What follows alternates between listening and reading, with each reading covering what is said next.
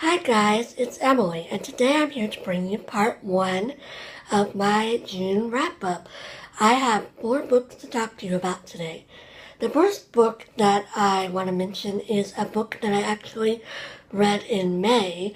I mentioned at the start of my May wrap-up that I had read my first ever audiobook, and then I completely failed to talk anything about it.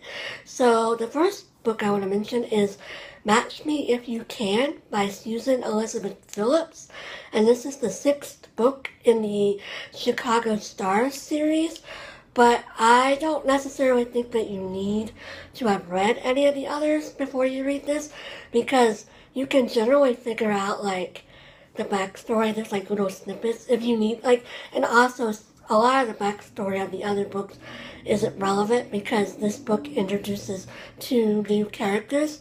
So, Match Me If You Can is the love story of Heath Champion, who is the #1 sports agency or agent in Chicago, and then Annabelle Granger, who is a matchmaker, professional matchmaker, and so they fall in love because Annabelle is Heath's matchmaker, and so they, through the process of her, like, selecting other women for him to date, they're like, oh, we're in love, and so that's the basic, like, very basic plot.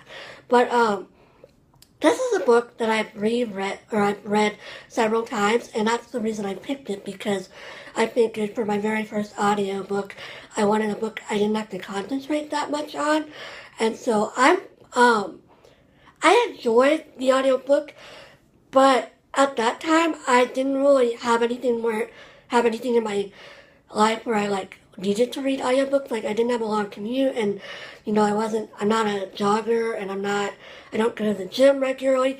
So there was a lot of times during this book where I just was, like, sitting on my couch listening, which is fine, but it was like, I could just be reading, a physical book right now, too.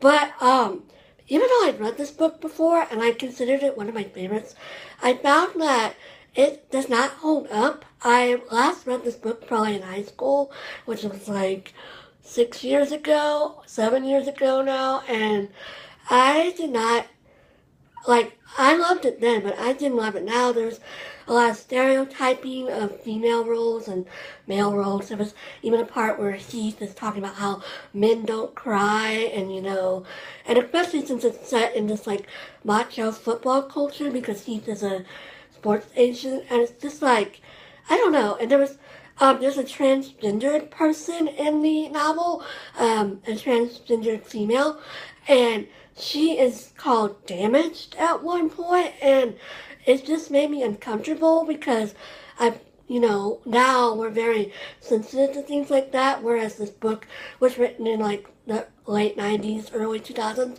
when that wasn't such of an issue.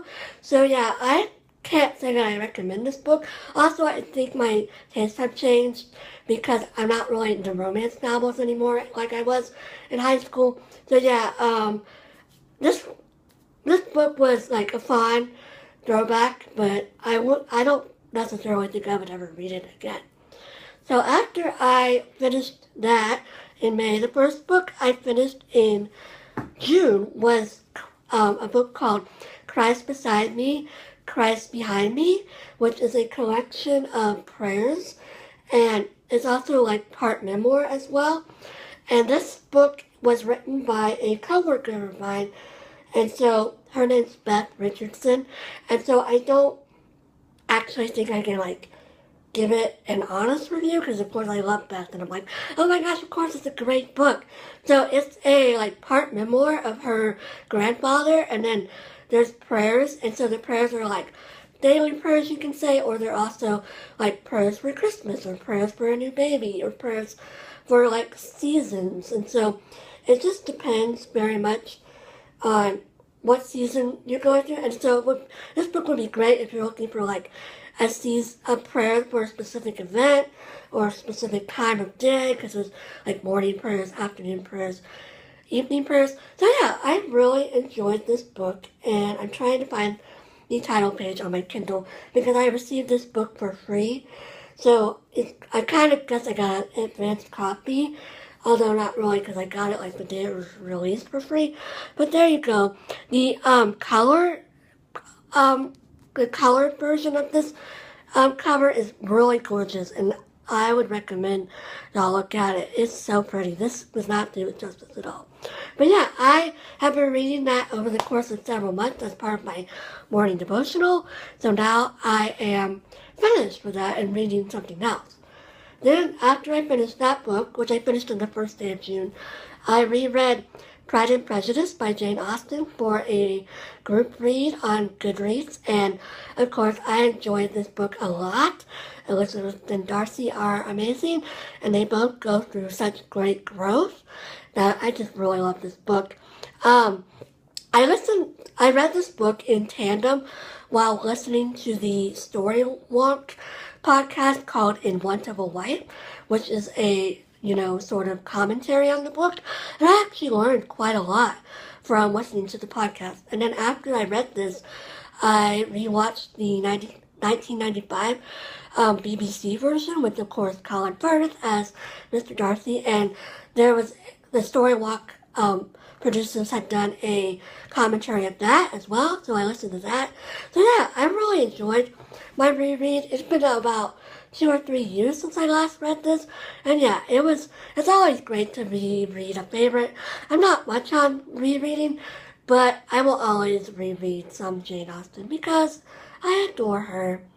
And then the last book I want to mention is another audiobook. So after I read Match Me If You Can on audio, I got a new job, or I should say I got a new position at my job where I can now listen to audiobooks while I'm working because I have this computer job where I do data all day, so it doesn't require that much thinking.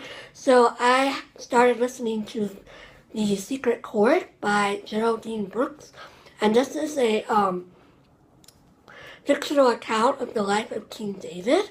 So she is just using the Bible and expanding on what's in the Bible to tell this tale. And I enjoyed this.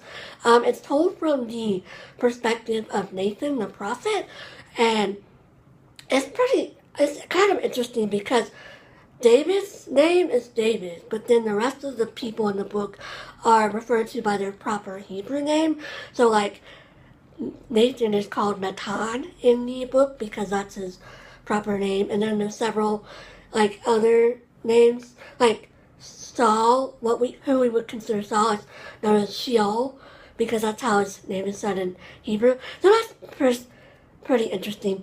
And so I didn't find David to be a very sympathetic character in this book, and that I don't know, maybe I'm just used to hearing the typical biblical version of David, but he just was not a very nice man.